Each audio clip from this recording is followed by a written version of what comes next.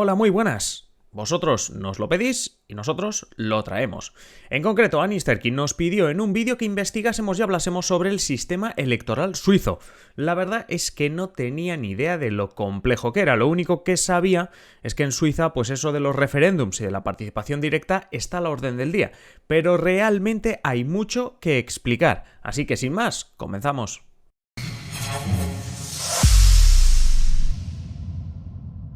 Pues lo dicho, vamos a hablar del sistema electoral suizo. Y es que más allá de esa fama de los referéndums y de la participación de la población, hay que decir que sí, que detrás de todo eso estamos hablando de un sistema electoral, de un sistema político único en Europa, por no decir en el mundo.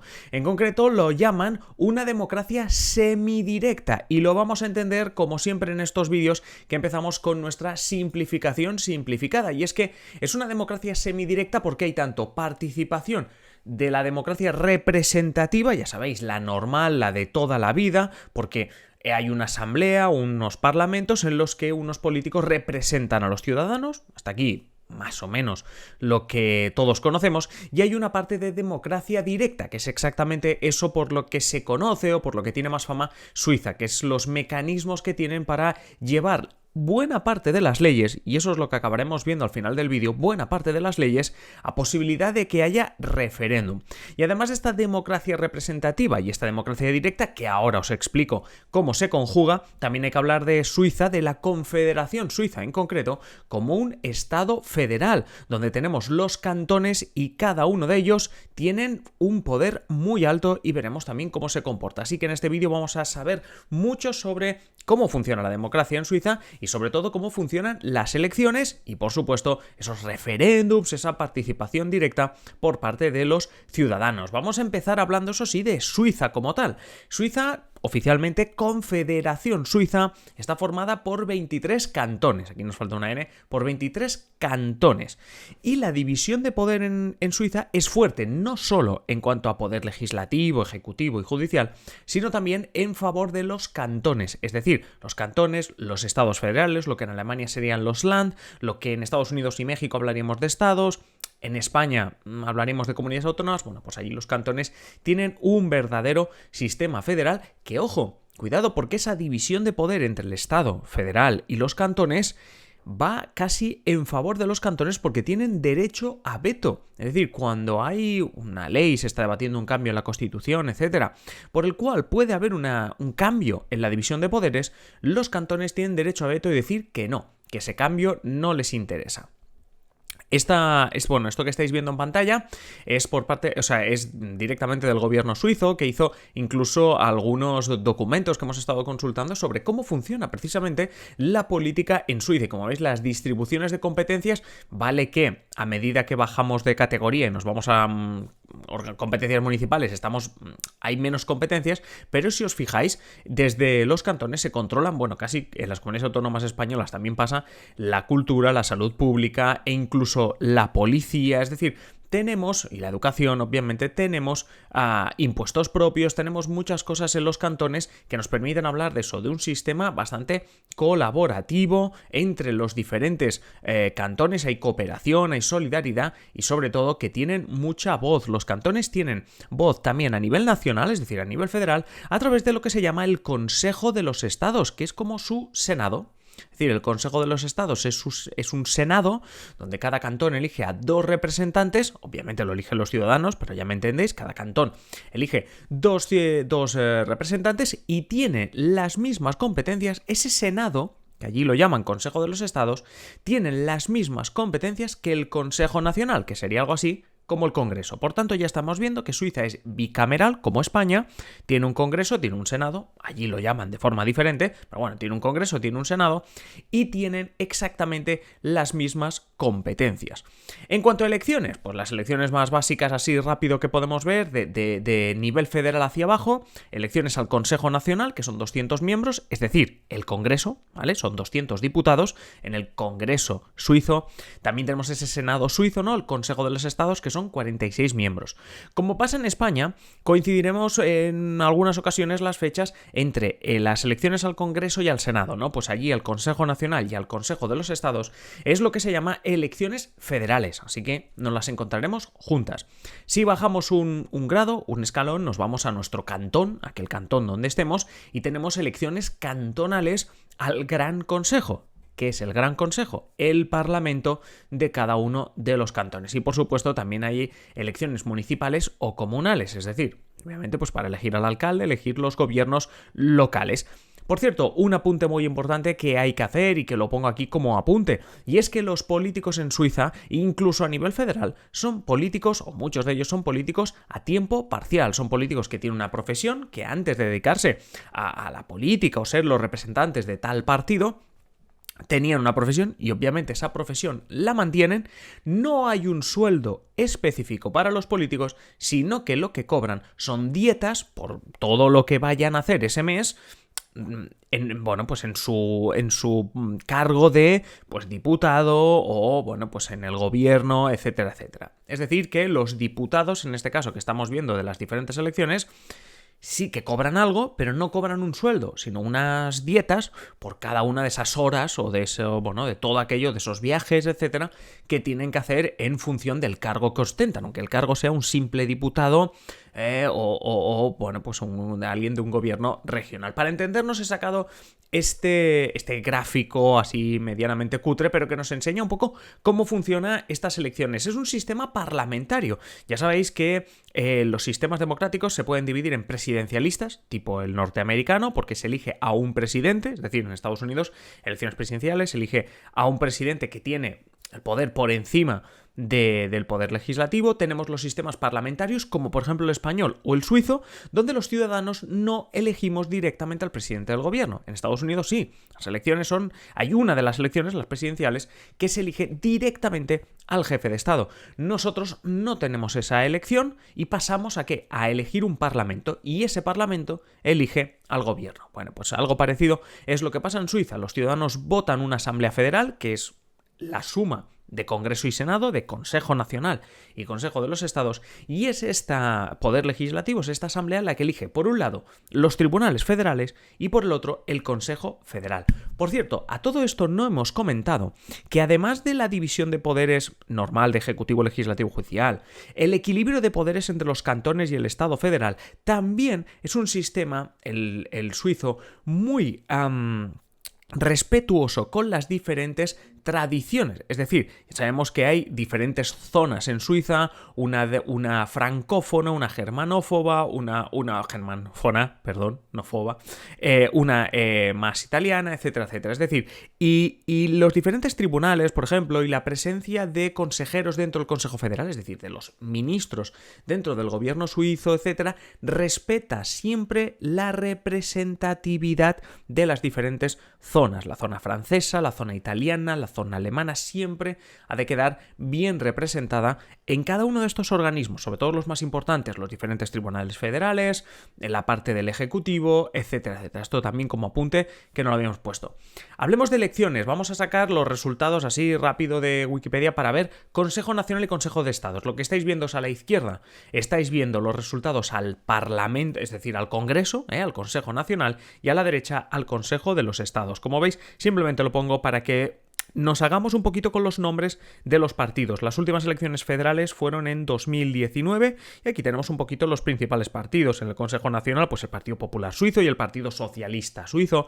Son nombres que nos suenan, por tanto, tampoco estamos hablando de algo muy diferente a lo que encontraríamos en otros países de Europa, en España incluido. Sí que tenemos, como por ejemplo en Alemania, un partido de los verdes bastante potente, como en otros países del centro de Europa un partido liberal también bastante potente, y vemos también una diferencia entre los partidos en el Consejo Nacional, el Consejo de Estado. Bueno, no me enrollo más, simplemente expliquemos cómo funcionan las elecciones federales, porque tienen tela. Es decir, este vídeo también nos ha servido para ver cómo en Suiza las elecciones funcionan de aquella manera. Bueno, primero, la circunscripción electoral, igual que en España es la provincia, en Suiza son los cantones, y como hemos dicho hay 23 cantones. Cada cantón elige a un número de diputados diferente, dependiendo de la población. Todos eligen a 2 senadores en el Consejo de los Estados, pero elige a un número indeterminado de diputados en el Consejo, dependiendo de la población. Digo, vamos a imaginar un cantón donde solo se eligen 4 diputados. Vamos a imaginar un cantón donde se eligen 4 diputados. Tú cuando llegas a votar tienes las listas de los diferentes partidos. Está aquí normal, ¿no?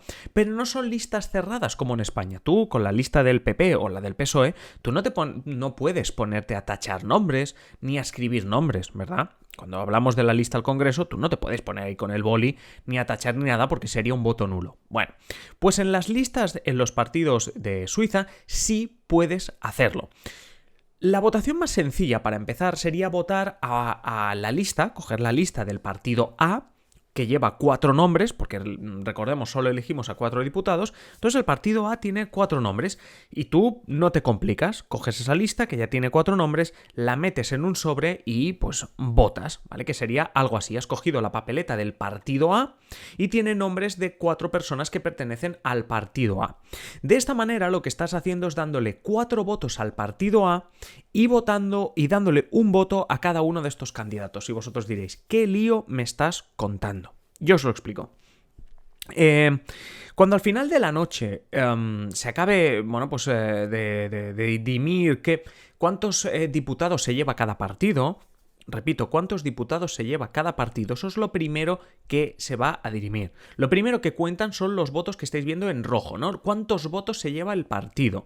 Y entonces se distribuyen los diputados entre el total de votos de cada partido. Es decir, lo primero que se mira es los votos de partido. Imaginaros en este cantón donde repartíamos 4 diputados, ¿no? Repartíamos 4 diputados y el partido A se lleva 2 diputados, el partido B se lleva 1 y el partido C se lleva otro diputado. Hasta aquí todo correcto, ¿no? Bien. La cuestión es que en España... Perdón. La cuestión es que en España sería muy fácil. ¿Quién ocupa los 2 puestos del partido A? Pues los que el partido haya decidido poner como número 1 y número 2. Todo bien, ¿no? Vale. En Suiza no. En Suiza se sabe que le vamos a dar 2 diputados al partido A. Pero, ¿qué personas ocuparán esas 2 sillas que les vamos a dar al partido A? Pues las ocuparán los 2 candidatos del partido A más votados. Esto no quiere decir que sean el número 1 y el número 2 del partido. ¿Por qué? Porque la gente puede haber decidido, como hemos visto en esta papeleta, la que estamos viendo enfrente, puede haber elegido votar la lista sin más y entonces Max Mustermann y Barbara Beispel serían los 2 primeros de la lista, pero podría ser que decidiésemos tachar. Decidiésemos que nos gusta el partido A, pero que solo nos gusta Barbara Beispel. Como veis en este ejemplo, estaríamos dando los 4 votos al partido A, eso no cambia. No cambia porque seguimos confiando en el partido A, seguiríamos dándole los 4 votos al partido A, pero eso sí, cuando se tenga que elegir qué personas van a ir al Congreso, ¿no? Y qué personas van a ocupar esas sillas, lo que estamos haciendo es decir que la única persona que nos gusta es Barbara Beispel y entonces le estamos dando nuestro voto a Barbara Beispel. ¿Podríamos haber dado 3 votos más? Podríamos. ¿O podríamos haber tachado todo? Podríamos haber tachado todo. Hay muchísimas opciones. Otra opción sería esta. Cogemos la lista del partido A, tachamos el nombre de la persona del partido A que no nos gusta y en su lugar escribimos el nombre de otro candidato, incluso de otro partido. El resultado, como estáis viendo, es que en este caso ya no se van los 4 votos al partido A, sino que se van 3 al partido A y 1 al partido B, porque aquella persona a la que hemos votado pertenece al partido B. Eso sí, a Barbara Beispel y a Fritz y a Marie le seguimos dando un voto como candidato. Lo más importante, por no liaros más, es que veáis que estamos votando 2 cosas diferentes: a los partidos y a los candidatos. Opciones, como digo, hay más. ¿Veis? Aquí hay otra opción también diferente, que es votar 2 veces a Bárbara, esa Bárbara que nos había caído tan bien hace un par de ejemplos. Volvemos y cogemos a Bárbara y la votamos 2 veces. Quitamos a Fritz y decidimos votar a Bárbara 2 veces. La cuestión es que nosotros tenemos un límite de 4 votos, tanto para el partido como para los candidatos. Mientras no nos pasemos de 4, todo va bien. Incluso podríamos hacer esto: poner en una lista casi en blanco, decidir que votamos al partido A pero le damos en los candidatos una confianza a uno del partido B y otro del partido A. Como veis, un lío, pero que espero que más o menos se haya entendido, y si no, el consuelo que me queda es que podéis ir para atrás en el vídeo hasta hace un par de minutos y tratar de volver a entenderlo, o si no, dejarme un comentario y os lo vuelvo a explicar. Por cierto, un último ejemplo, que es que puedes no votar a ningún partido y simplemente votar a un candidato que te cae bien. Vámonos con la segunda parte del vídeo que os quería explicar, que es el tema de la democracia directa. Es decir, ya hemos visto por encima, simplificado, cómo funciona la democracia representativa en Suiza, la federal, los cantones, cómo funcionan esas elecciones a la Asamblea Federal en Suiza. Vamos a ver la parte directa, la parte que conocemos más, o la fama que tiene Suiza de que se pueden arreglar muchas más cosas en referéndum. Hay diferentes tipos de participación directa. Por regla general, la iniciativa legislativa popular, que es eso que se puede hacer también en España, en la Unión Europea, se puede hacer en muchísimos países, que es lo de que los ciudadanos puedan presentar una ley, está regulada en diferentes constituciones. La federal, es decir, la de Suiza, y cada cantón, cada uno de los 23 cantones tiene su propia constitución. Vendría a ser lo que en España llamamos estatutos de autonomía, pues allí son diferentes constituciones. Y en todas ellas se regula la iniciativa legislativa popular. ¿Por qué hay que regularla? Hombre, porque dependiendo del cantón te exigirán más firmas, menos firmas, unas condiciones, otras, etc. Pero en general podemos decir que los ciudadanos también a nivel municipal y a nivel cantonal, ahora vamos al nivel federal, pero a nivel municipal y cantonal, los ciudadanos pueden proponer leyes y participar en referéndum, ya que todo cambio en la Constitución se vota en referéndum. Y los ciudadanos pueden incluso proponer cambios en las constituciones, ¿vale? Es decir, un ciudadano solo no, pero ya me entendéis, los ciudadanos pueden proponer cambios en las constituciones. Y cualquier cambio, por pequeño que sea en la Constitución, tanto de Suiza como la de algún cantón, se vota en referéndum, más allá de otras muchas leyes que se votan. Hay 4 tipos de participaciones directas, hay 4 tipos de motivos por los que los ciudadanos son llamados a las urnas en participación directa. Por cierto, antes de hablar de los 4 tipos, también dejadme aclarar que no es que cada fin de semana los suizos estén votando, sino que tienen un sistema más o menos compensado para que no es así, pero por simplificarlo mucho, una vez al trimestre, un domingo cada trimestre, haya todos los referéndums, juntarlos y oye, que no estemos cada fin de semana votando, ¿no? Bueno, dicho esto, 4 tipos de participación directa por parte de los ciudadanos suizos, a nivel federal, ya a nivel máximo. El primero, la iniciativa popular federal. Cuidado a esto, ¿vale? Porque hay 2 tipos de iniciativa popular. La iniciativa popular federal es que se puede redactar un texto legislativo, es decir, los ciudadanos pueden presentar un texto legislativo para cambiar la Constitución, para poner un artículo nuevo en la Constitución, para cambiarlo, o sea, para cambiar uno que ya existe, etc. ¿Qué necesitan? Necesitan 100.000 firmas y una vez las consigan, tiene que pasar esto por un referéndum. Ojo a la diferencia, por ejemplo, con España. La iniciativa legislativa popular en España hace que tú reúnas firmas y llevas una ley, que no un cambio constitucional, una ley, a el Congreso de los Diputados. Y es el Congreso de los Diputados el que acaba votando si eso sale adelante o no. En Suiza, la gente consigue las 100.000 firmas y no es la Asamblea la que decide sobre eso, sino que es la población, en este caso ya toda la población, la que tiene derecho a ese referéndum. Por cierto, un referéndum que debes ganar con lo que allí llaman doble mayoría. Tanto mayoría en votos, es decir, más del 50% de síes, como mayoría de cantones. Es decir, si hay 23 cantones, necesitas que más de la mitad que voten a favor, que más de la mitad hayan votado a favor de esa iniciativa popular federal. Y luego está la iniciativa popular federal general. Y en este caso es la de toda la vida. Aquí sí que ya hablamos de una iniciativa legislativa de toda la vida para que la Asamblea legisle sobre una materia. Aquí sí que la participación directa se limita a reunir firmas. Luego no hay un referéndum, pero bueno, ya hay participación directa porque los ciudadanos reúnen firmas. Pero ya tenemos un referéndum, ¿eh? ¿Veis cómo? Cuando yo quiero cambiar un artículo de la Constitución como ciudadano suizo lo puedo hacer, reúno 100.000 firmas y luego hay un referéndum, pero es que hay más participaciones directas. Luego tenemos lo que llaman referéndum obligatorio, que es lo que os decía antes. Cualquier revisión, por pequeña que sea, de la Constitución suiza, cualquier adhesión a organismos internacionales, es decir, si mañana Suiza quisiese entrar en la Unión Europea, o quiere entrar en la OTAN, o entra en Naciones Unidas, o lo que sea, tiene que pasar por referéndum de los ciudadanos. Y lo tienes que ganar por doble mayoría. De nuevo, mayoría tanto en los votos como en el número de cantones que están a favor. Así que, como veis, ya empezamos a ver que esa fama que tienen es real, porque cualquier adhesión a organizaciones internacionales e incluso algunas leyes que se aprueban de urgencia tienen que pasar por un referéndum. Y luego, por último, para cerrar, tenemos lo que se llama el referéndum facultativo, y es que se puede pedir un referéndum para cualquier cosa.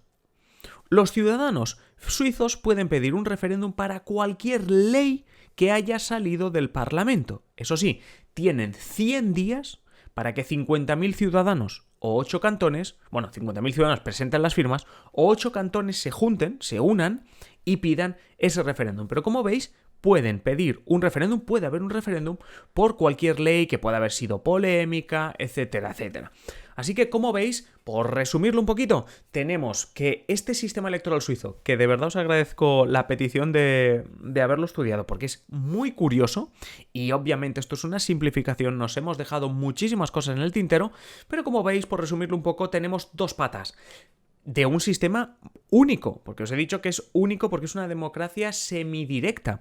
Y es que tenemos toda la participación directa que acabamos de repasar con diferentes tipos de referéndums, con la iniciativa legislativa que encima puede hacer cambiar la Constitución, etc.